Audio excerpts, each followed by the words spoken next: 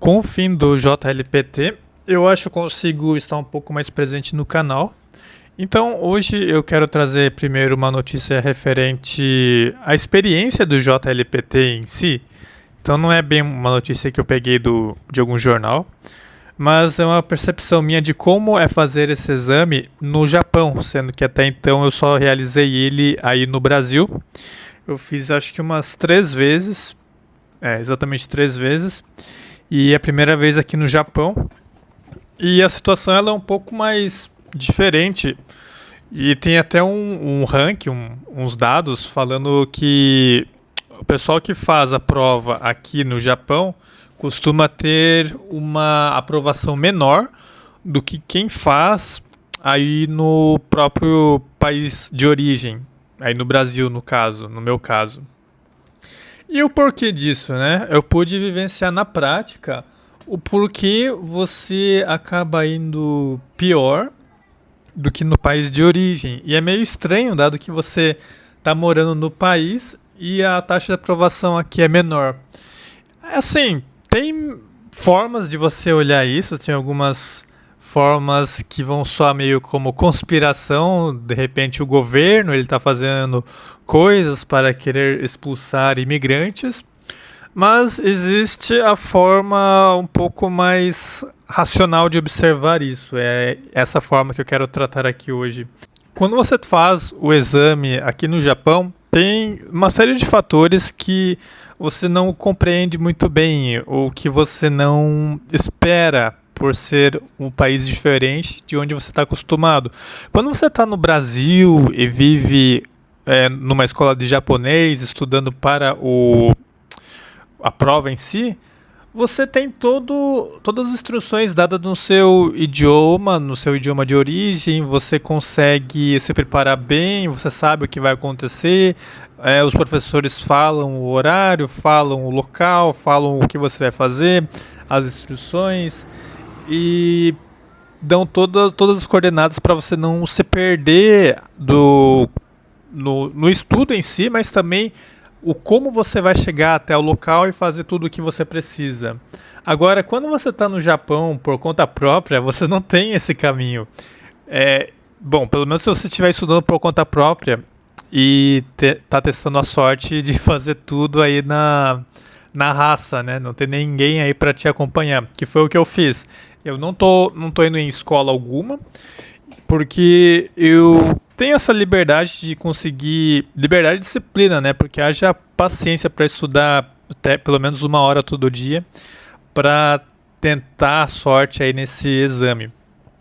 E aí o ponto que eu acabei me ferrando foi na logística, né? De como chegar até o local, o que eu precisava levar e onde exatamente ia ser o ponto que eu tinha que fazer a prova.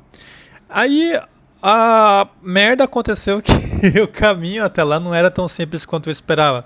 Por mais que fosse só 1 hora de viagem, você tinha que fazer 2 baldeações de trem, cara. E aí essas baldeações, elas podem ser ou na mesma estação, ou você sai e anda tipo uns 5, 10 minutos para ir até uma outra estação.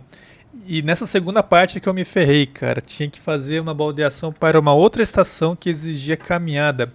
E eu fiquei marcando toca na mesma estação, pensando, cacete, né? Era uma estação meio grande, onde que é essa outra plataforma? E a plataforma não existia. Eu tinha que sair da estação, ir até outra, caminhar uns 10 minutos para chegar na outra plataforma. E nessa 1 hora de trânsito, né, que eu caminhei até o local da prova, eu acabei não tendo tempo para achar local para comprar bebida e comida. E aí eu me ferrei de novo, porque eu almocei meio-dia, saí de casa 1h30, mais ou menos, para chegar lá 3 horas. E a prova ia até umas 7 horas. Então eu me ferrei com a questão de alimentação e bebida também. No final da prova tava só o esqueleto, meus caros.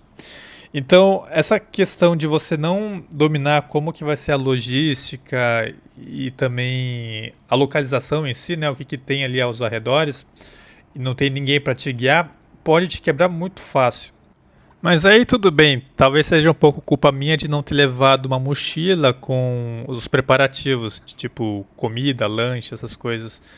Eu tava planejando comprar na região mesmo, dado que Japão é conveniente, você tem uma loja de conveniência a cada 2 quadras. Eu tava torcendo pra ter tempo de ir numa dessas lojas de conveniência, comprar e ir até a prova. Então eu acabei não tendo esse tempo.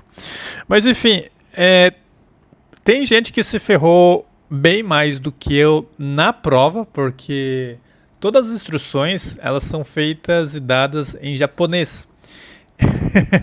Diferente daí do Brasil, no Brasil você recebe as instruções em português, então você já está automaticamente realizando um teste de audição logo no começo da sua prova. E basicamente todas as etapas, não só na etapa específica de audição. E teve um indiano que estava sentado do meu lado.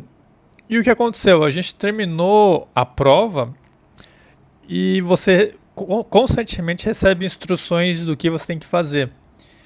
E para certificar que ninguém vai colar, é dado a você um envelope, você guarda todos os seus pertences dentro desse envelope, lacra ele e no final da prova você tem que mostrar para o professor, o instrutor, os instrutores, né? Tem vários instrutores que ficam ali, que você não colou, o envelope ele ainda está lacrado e aí você abre na frente dele quando ele pedir. E tá dado as instruções, na hora que todo mundo terminou a prova e o instrutor falou, olha, tá na hora de pegar o envelope, mostrar se ele tá aberto ou não, pra gente confirmar, mas não abra o envelope. Ele falou 3 vezes, não abra o envelope. Aí o indiano, cara, no que todo mundo puxou o envelope do chão e colocou na mesa pra mostrar pro instrutor, ele abriu. Foi o único maluco que abriu com gosto o envelope. Tinha uns 2 ou 3 malucos que viram ali. Por mais que eles eram asiáticos, eles soltaram acho que deve ser leste, não sei. Eles não são japoneses, obviamente, mas são pessoas que vieram do país ao redor aqui do Japão, porque tem traços bem asiáticos. Falaram não conseguiram conter assim as emoções e soltaram o verbo. Pô, cara, não é agora, não abra não. E o cara, ele teve que ficar na sala depois desse advento, né? Os instrutores fizeram uma rodinha nele ali, perguntando: cara, por que você fez isso? Não era pra abrir? Que hora você abriu? Espere aí, depois que todo mundo sair, pra gente conversar. E aí, nisso aí, eu tô achando que talvez possam ter cancelado a prova dele, porque ele quebrou uma regra ali que é, assim, bem difícil de você fazer esse tipo de coisa num país que segue firmemente as regras. Então, esse indiano, eu acho que ele acabou, de repente, perdendo a prova e, cara, meio triste, porque foi uma prova pesada, ela durou cerca de 4 horas, começou umas 3 da tarde para acabar às 7 da tarde. Então foi um período longo, teve ali os intervalos, mas ficar 4 horas dedicado a fazer uma prova de acho que 80 questões no total. Não, acho que é bem mais, deve ter sido umas 100 questões se você somar 35 mais 30. Um pouco mais de 100 questões, enfim. Pesado, caras, pesado. Aí o indiano, ele sei lá, não entendeu a instrução do cara em japonês, se desqualificou com gosto abrindo o envelope ali, e aí não sobrou nada pro indiano ali, cara, brutal. Então, meus caros, se você planeja fazer esse tipo de exame que vai te avaliar, você tem que ter pelo menos um básico para entender instruções simples que serão dadas, como não abra, ou confirme, não confirme. Esses comandos básicos que todo idioma tenha, né?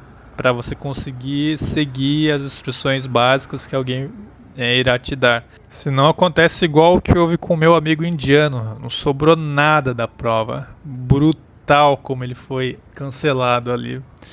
Então esse é um vídeo mais para compartilhar a experiência do que uma notícia em si, aqui no Japão, de como fazer a prova do JLPT por aqui. Por mais que você possa achar que é a mesma coisa, o nível de dificuldade ela é um pouco maior por esses fatores que eu compartilhei. O fato de você estar no país estrangeiro vai subir um pouco e isso eventualmente vai pesar no psicológico e pode até desqualificar caso você não entenda os comandos. Então, espero que esse vídeo possa ser útil para a sua preparação. Dê um joinha se você curtiu, considere se inscrever no canal e até o próximo vídeo. Falou!